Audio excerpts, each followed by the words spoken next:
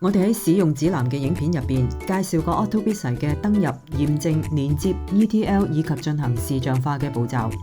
咁建構咗嘅 MTD Sales Dashboard 即月累計銷售報表，我哋點樣活用佢嘅功能去提升你嘅工作成效？等我哋一齊去了解一下。當你嘅數據源接駁成功之後，我哋通過電郵嘅 Hyperlink 撳入去 Create New Dashboard 之後呢，就會喺呢度見到我哋上傳嘅 data 即將衍生嘅 Dashboard 一覽啦。揀選 MTD Sales Report 撳 Create 之後，幫你個 Dashboard 改個名，寫埋 Description。稍後片刻，系統就會引領我哋翻去 Dashboard Created 嘅界面，嗰度就可以點選翻呢一張新嘅 Dashboard 出嚟啦。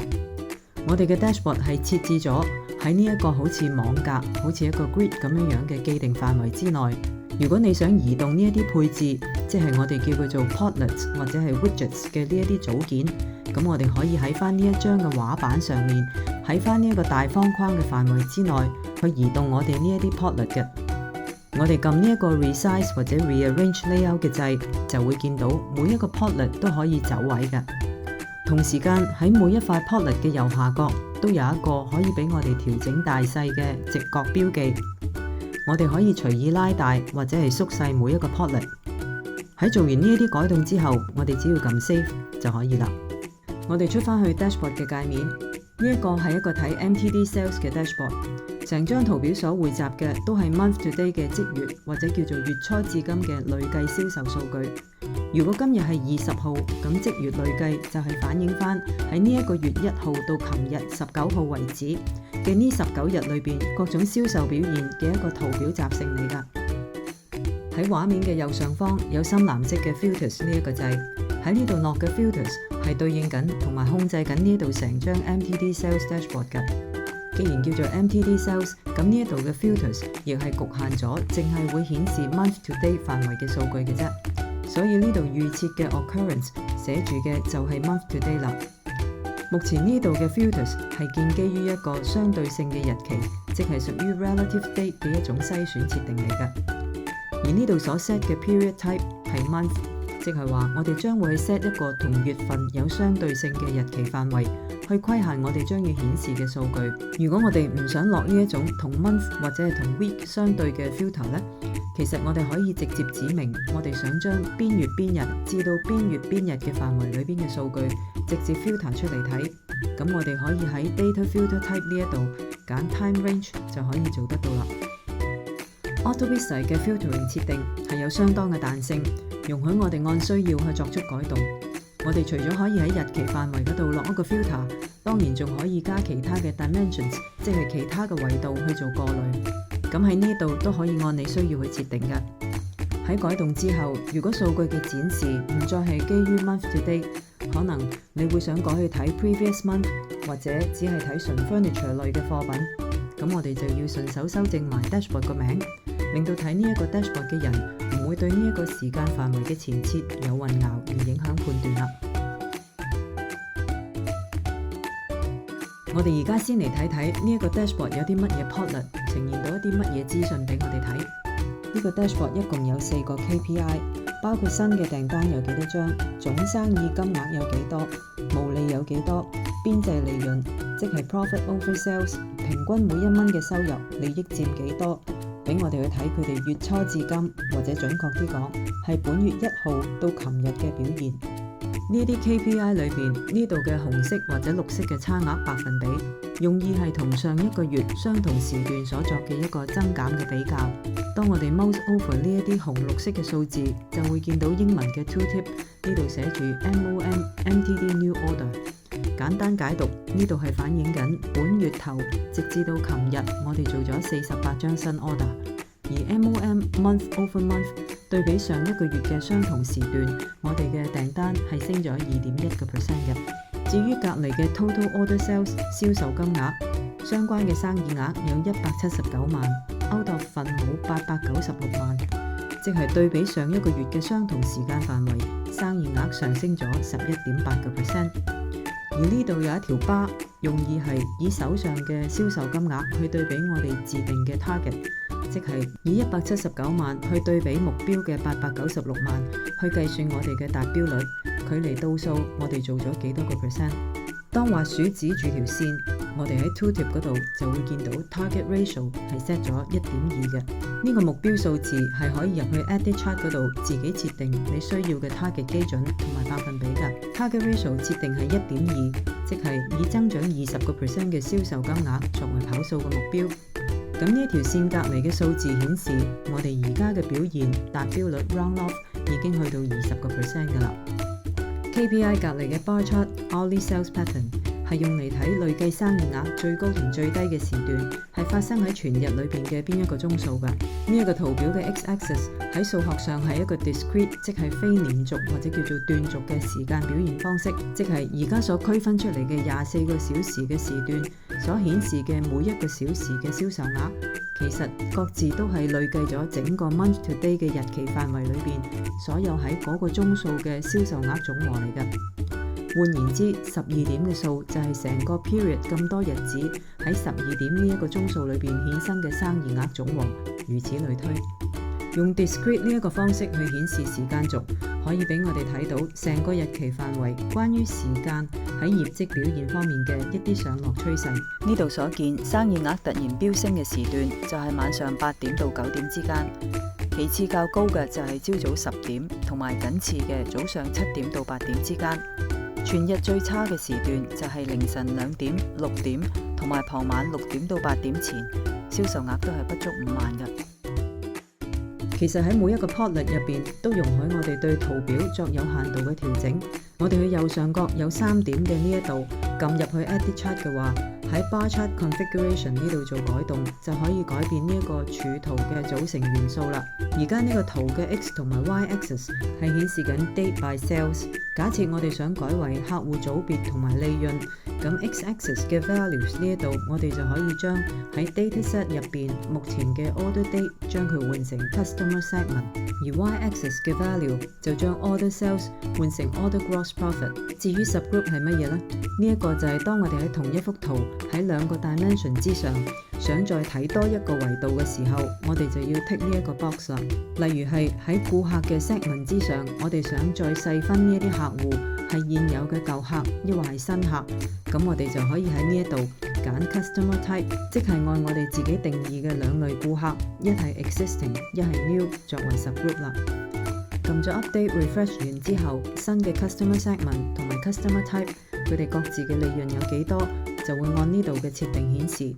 不過當我哋改變咗圖表嘅元素之餘，就要記得將個 plotlet 嘅名，即係 chart title 改翻做相應嘅名稱。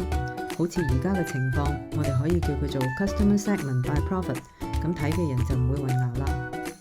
我哋喺每一個 plotlet 做完 update 之後，系統都會提示，一旦我哋撳咗 confirm， 咁之前嗰個圖表就會俾新畫嗰個 overwrite 咗。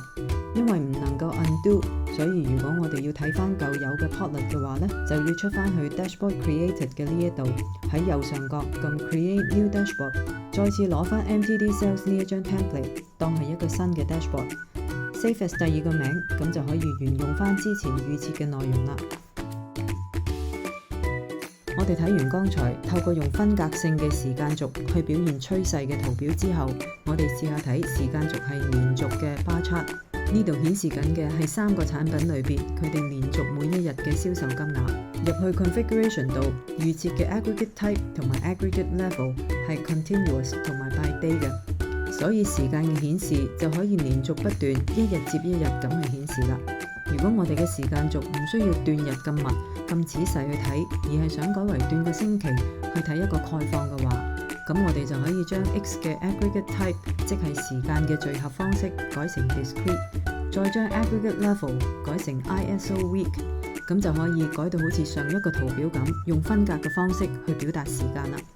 而家嘅時間軸既然係想睇第幾個星期嘅業績，咁我哋可以喺 X 軸嘅 unit 嗰度寫翻 week number 去表達啦。需要留意嘅係，我哋喺出邊已經落咗個 filter， 而家出嚟嘅數就已經規限咗，淨係會顯示 filter 完出嚟喺日期範圍裏邊嘅數據嘅啫。而家我哋成個 dashboard 都係聚焦喺 month to date。譬如話，如果今日係17號，咁喺外圍 filter 完之後，其實只有16日，即係3個星期唔夠嘅數據。咁當我哋要斷星期咁去睇啲數，就要預計只會得出3個大數可以睇得到啦。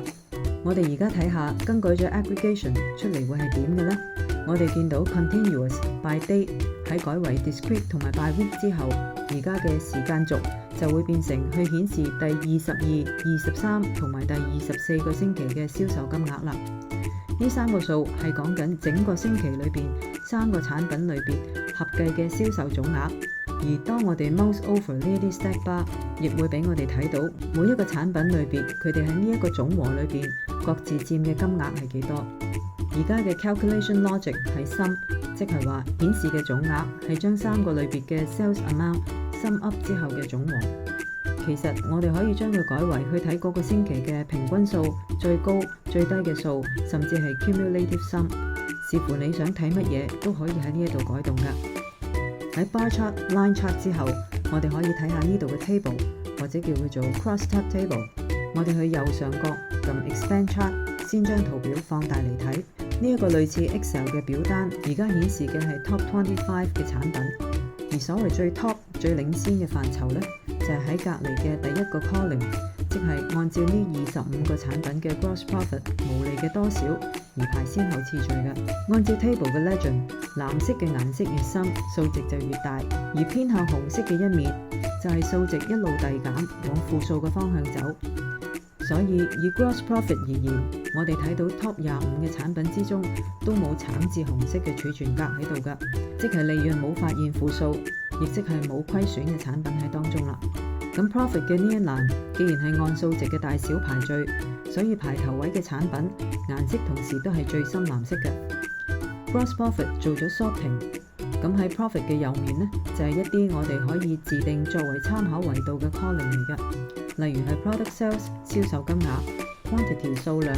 unit price 單件嘅價格、unit cost 單件嘅成本。我哋將呢一啲 measures 並列於 gross profit 嘅旁邊，目的就係等我哋可以比較到喺呢一度利潤最高嘅25項產品，佢哋喺其他嘅維度表現出嚟嘅上落部分係咪一致。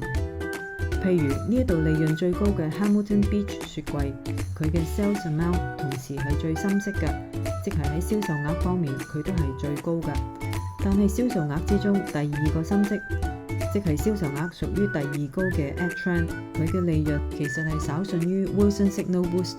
咁 AdTrend 嘅利潤呢，只係排喺第3位嘅啫。當我哋比較後邊嘅維度，就會發現原來 AdTrend 嘅 unit cost 對比 Wilson Signal Boost 咧，AdTrend 嘅成本係比較高㗎，所以就令到佢嘅 profit 落後於 Wilson。換一個角度睇，銷售額一般，因為顏色比較淺，但係利潤都唔錯，排喺第4位嘅就有 Novimax Back Chairs。佢嘅定價同埋成本顏色偏淺，大概係中間位置，但係佢賣出嘅數量呢係所有產品之冠，所以我哋就可以定性 Novimax 係一隻能夠以量取勝去提高利潤嘅產品啦。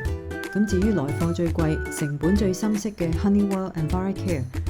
佢嘅利潤能夠維持喺較高嘅位置，似乎就係因為佢買得到高嘅價錢，同時亦都能夠去到貨所產生出嚟嘅結果嚟㗎。既然呢啲用嚟排序嘅維度同埋用嚟比較嘅亮度都可以自定，咁我哋就睇下點樣喺 Table Configuration 度去做呢啲設定啦。首先呢度一入嚟見到嘅 Layout Priority 係當我哋喺手機度睇 Dashboard 嘅時候 ，Plotlet 嘅擺位並唔係而家咁樣向橫發展，而係直立式嘅，一個接一個咁排列出嚟。佢哋由上而下嘅顯示嘅先後次序就係 Layout Priority， 可以喺呢一度設定嘅。咁落去下邊就係每一個 column 嘅設定啦。所謂 Top 25，首先我哋要決定有邊個基本元素係需要去排1至25呢？呢度就預設咗第一個 column 係要顯示最 top 嘅 product name 嘅。咁憑乜嘢去判別呢一啲 product 嘅排名呢？我哋 scroll down 去 sorting 呢一度就可以見到，用佢嘅大細去將產品排序嘅 dimension， 而家嘅預設係 profit， 咁其實都可以隨意更改嘅。而 sorting 嘅排序方式亦都可以由現時嘅大至細顯示，喺呢一度改為 ascending， 由小至大咁去顯示。我哋用 profit 去將 product name 排序，如果有需要 drill down 落去排埋 product name 以外嘅其他 dimension 咧，例如係 customer segment， 咁都可以喺 add drill down column 呢一度將佢加落去。咁 product name 同埋 customer segment 呢兩個非數字嘅 dimension， 一陣就會以兩個白底藍字嘅 column 嘅樣子排咗先後大細出現喺 table 嘅最左手邊啦。至於右邊藍色 column 嘅數字，我哋之前見到憑住呢啲 matrix 嘅大細可以決定白色 column 裏面 dimension 嘅排序嘅。咁 profit 同埋一概喺右邊嘅數字性嘅 matrix， 我哋就叫佢做 measures。預設嘅 measures 而家有 profit、sales、quantity、unit price、unit cost， 咁我哋可以將佢改動，或者係 add basic measures column， 就可以再加添幾個呢一啲數字性嘅 column 啦。呢個 table 預設係睇頭25項產品，其實喺最底我哋可以 set maximum rows of chart。如果我哋想睇多個或者少過25項，都可以喺度改㗎。一旦 top 25改咗，譬如係 top 10，咁就要記得上返去最頂改埋個標題啦。